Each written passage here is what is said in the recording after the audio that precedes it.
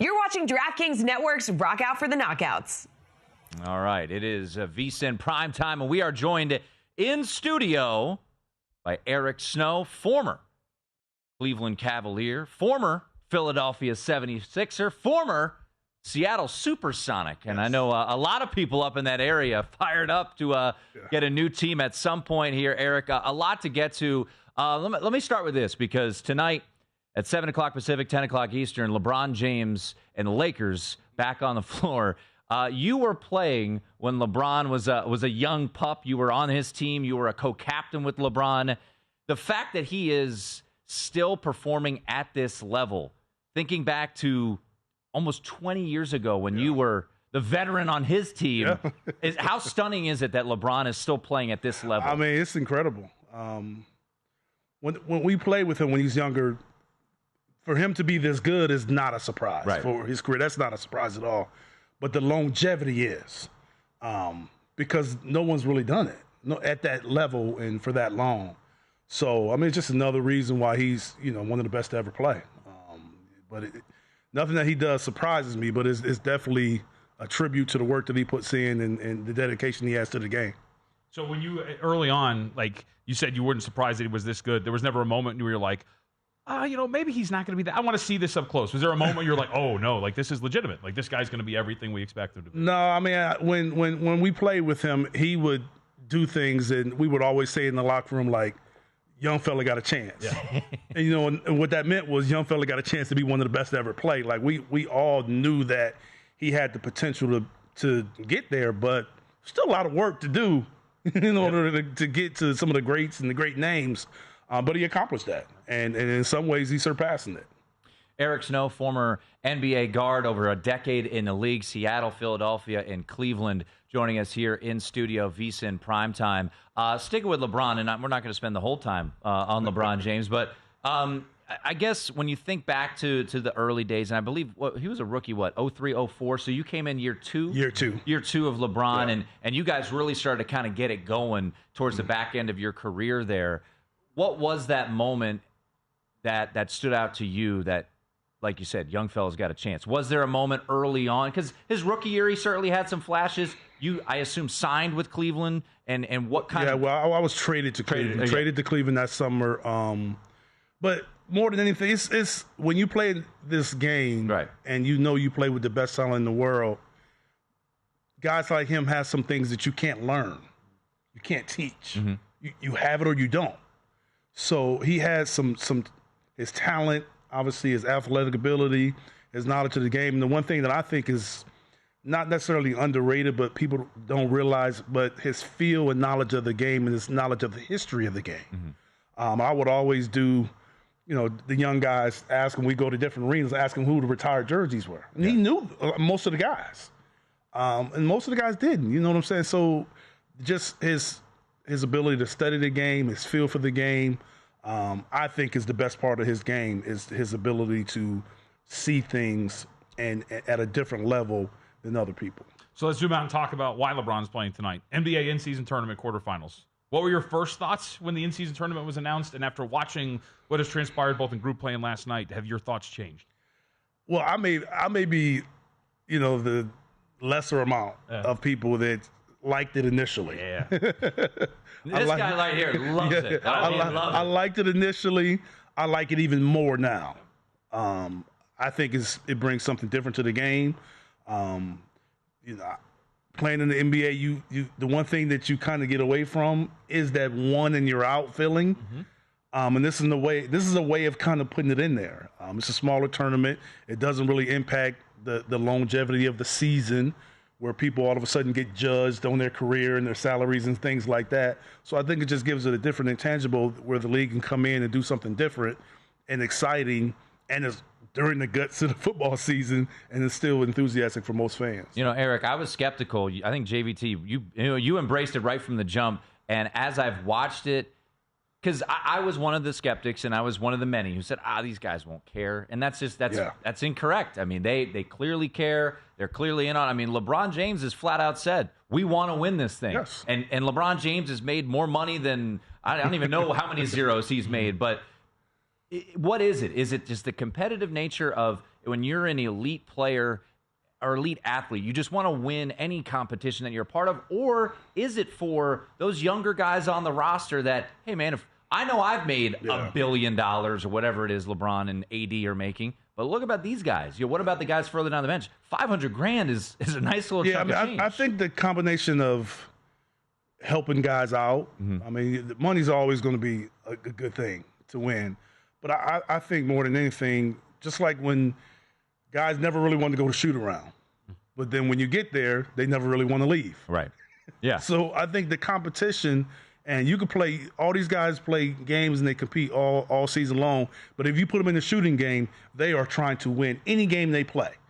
So I think from that standpoint, when guys get in there, they get in there, and you could tell the difference with the court, who's playing, I mean, the tournament. So it's different, but I think the one and done ability to be able to say you won something over someone else, that competition really kicks in. And I think as you get to the final 8, as we seen the previous night, it's different. And I think when people get to the semifinals and the finals and they see that environment, it's just going to get bigger. And then next year, it's going to get bigger. Because initially, I don't even think guys really understood the rules. Right. Yeah. Yep, exactly. So you have this unique tie to it, too. Obviously, you're a former NBA player, but you've lived out here now for, you said, 3 years. So what do you think of the addition of using Vegas as the neutral site? Well, obviously, I love it because I'm here. But I think, Vegas is a great place because it's a tourism city. People love to come. People love to gamble. And it's a big time event. I mean, I think if you get the right teams here, I think any teams are going to bring enthusiasm. But you get certain teams, we all know, just like in the NFL, you bring certain teams is going to bring a bigger enthusiasm from fans. Yeah, you know what I'm saying? So, but I think the first year is going to be very exciting, no matter who plays. And I think the league is just going to build and make it better each year. I mean, you look at the Summer League has become a massive event, right? Year after year, it's gotten bigger and bigger and bigger. All the big stars come out, especially early on in those first couple games, and it helps when you've got the Victor Wembanyama's and the big name rookies there. We've got a G League team now in Henderson, Nevada, which is a suburb of Las Vegas.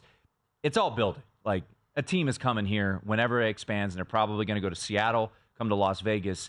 Eric, what do you think as a team eventually comes to Las Vegas, being a former player, how attractive will Las Vegas be for players to want to come here as a free agent destination? And how do you think that team will, be in this city? Well, I think it's a couple things a couple positives, and it's a couple negatives that people you have to fight through. Sure. The one positive is the enthusiasm in this city, in the sports town, to have a team. So I think especially a lot of people that are homegrown from Vegas want something to call their own. So that's the good part. One of the negatives is it's a lot of people that move here. They already have teams. So you will have to deal with that a little bit. But I think if you start from scratch, as we've seen with hockey, that you can build a good following. And I think the NBA already has a good following as far as the game of basketball. And I don't think it'll be long for them they'll fill the place up. People will come in and people will support. So I think it's a good thing that, hopefully eventually team comes, which I think it will come once they, kind of finish that TV deal. I think it'll be announced. Well, and hopefully LeBron's the owner, as he has stated multiple times that he wants to be, right? So that's going to be good. He let it be known.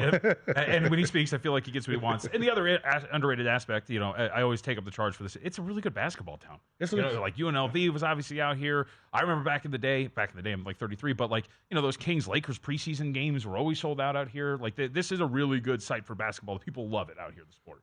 Yeah, I mean, I've seen that from living out here. I've seen that from visiting. Very knowledgeable of the game.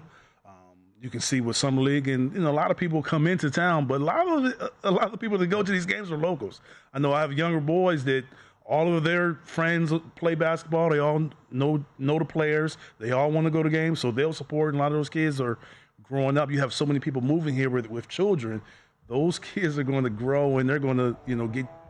That local team is going to eventually be their team. That's Eric Snow, former NBA guard, played for the Sonics, the Sixers, and the Cleveland Cavaliers. He's going to hang out for one more segment, talk about what's going on this year in the league, who does he like, who are some of his favorite players to watch, and maybe get an Allen Iverson story or two. From Eric Snow, it is VSiN Primetime. Stay tuned for more of DraftKings Network's Rock Out for the Knockouts. Welcome back to the show. It is VSiN Primetime alongside Jonathan Von Tobel. I'm Tim Murray, joined in studio by Eric Snow. Over a decade in the NBA. Career started in Seattle, Philadelphia, getting to an NBA Finals, and then finishing up in Cleveland. And we were talking a little bit during the break. Your head coach in Cleveland, Mike Brown, has really done a fantastic job in Sacramento. These past couple of years, and last night we see the Kings lose to the Pelicans, but this is a Kings team that surprised a lot last year. When you watch your former coach there working with this Kings team, what's the limit for this Kings team, and do you think this could be a dangerous team in the West this year?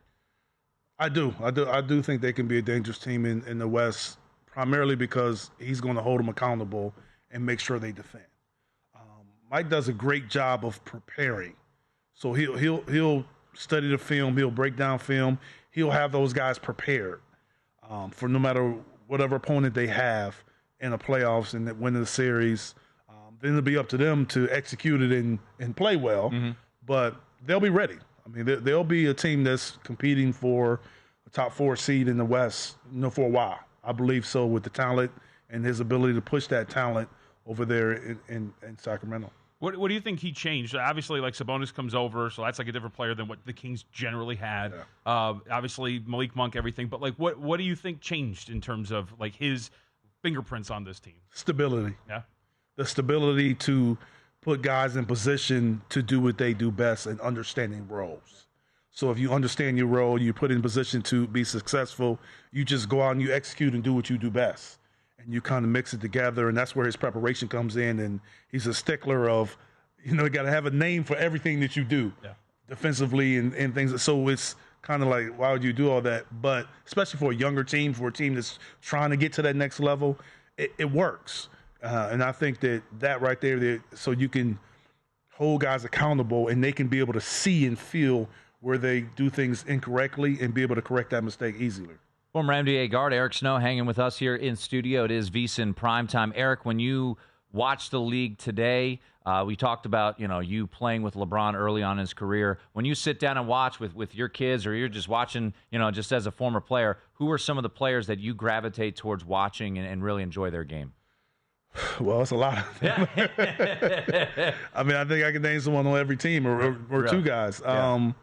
Obviously, LeBron. Yeah. I've watched through the years. Steph Curry, KD. How different? Let me stop you there, though, because playing with LeBron early in his career and his athleticism was through the roof, and as you alluded to, was always a student of the game, was always pretty bright. Watching him now, what has changed? I mean, obviously a lot of things has changed, but to you, what jumps out to you as something that has changed the most in his game from when you played with him? He shoots a 3 more. Yeah. I mean, that's the biggest difference. But does he shoot it too much? No, I wouldn't say he shoots it too much, because that's what they're kind of pushing in the league now. But I think the biggest difference between when I played with him and now, from kind of watching, is the fact that sort of positions have all come down. Mm-hmm. And he's went up a position. I believe his best position now is the 4 position. Whereas when I played with him, he was a 3 or 2 or even a 1. Right. Whereas now, and he was, we had Drew Gooden, we had Z, and it was always primarily 2 guys on the court, bigger or taller than him. Whereas now, you may find 1 guy that's bigger than him. So that's where the game is a little different, that he's become more of a kind of a point forward or forward, more so than the guy that was more of a 3 and more of a guard. So what do you think tonight? They're 1.5 point favorites here against the Suns to move on to Vegas. You know what? That one was so tough to pick, because you look at the first 2 games that they played. Phoenix was winning both of those games and kind of folded in the end because they lacked the guard play and the decision making. Mm-hmm. Now that Booker's playing, will that be different? But I'm going to go with the Lakers. Yeah. Game starting next hour. We got New York and Milwaukee. Before we get to that game, what have you made so far of the change? Right, they go and they knew they needed to make a tweak. They trade out Drew Holiday, who that city loved, embraced, and they bring in Damian Lillard. What have you liked? What haven't you liked so far with the Dame addition here for Milwaukee? Well, I love Dame. Yeah, I think he's going to really benefit them in the playoffs, and especially in certain situations, late in games, being able to score, get to the free throw line, and convert. They will have to address the defense that Drew gave to them. Yeah, they will have to address that. But I still think with Milwaukee, you know what you're going to get from Giannis. You're going to get a great player that's going to give you all the energy. To me, it really comes down to, like the year when they won it, which Middleton are you going to get? Mm-hmm. So I think that, him being healthy and being productive is really going to be a dictator to me on how far they go. You were a good defender. What's wrong with him on defense when you watch him? What's wrong with Milwaukee? Yeah. Well, I think it's collective. I think that a lot of times they spend so much time trying to, look at the offensive end, but sometimes I think it's situations, matchups, and they've sometimes focused on kind of putting more offensive personnel around Giannis more so than defensive personnel. So they will have to address that, maybe find some guys that can shoot, spread the court and defend a little more. But that will have to be addressed in order for them to win a championship like they did a few years ago. Eric Snow, former NBA player, joining us here in studio, made a couple runs to the NBA Finals with Philadelphia and then with Cleveland later on in his career. Thinking back to your days playing with Allen Iverson, you mentioned Dikembe Mutombo as well. The stories, I'm sure, are plenty. Larry Brown was him and AI. I'm sure those were some fun conversations. Yes. We'll leave it at that in practice. The run that the Sixers made when you were on that team to the finals that year, and the iconic step over Ty Lue in the NBA Finals. What's a story that still sticks out to you about that run that you guys made to the finals in 2001? Well, I mean, so many. Yeah. I think from the beginning of that season, like, no one thought we could do what we did. I'm not even sure if we thought that. But our first game was against the Knicks in New York, and we won that game. And the Knicks they had beat us almost every time we went there, like handily. Right. So when we did that, it was kind of something in us like, man, if we can go do that, we can beat some teams. Right. Then we went on and ended up starting 10-0. And then all of a sudden, like, man, like, we are pretty good. So you just kind of build that confidence, and the season went on. The trade happens. A lot of us liked the trade. A lot of us wasn't for it. But when Theo got hurt, they made the trade. But a lot of us do feel like that made us a right now team instead of a years team. You know what I'm saying? Yeah. Mm-hmm. So, but I think just to start and surprising people from the start is what really sticks out the most, and the friendships that I still have from that team. What about this one? Knicks and Bucks. You got anything here? What do you expect? I expect the Knicks to come out and compete.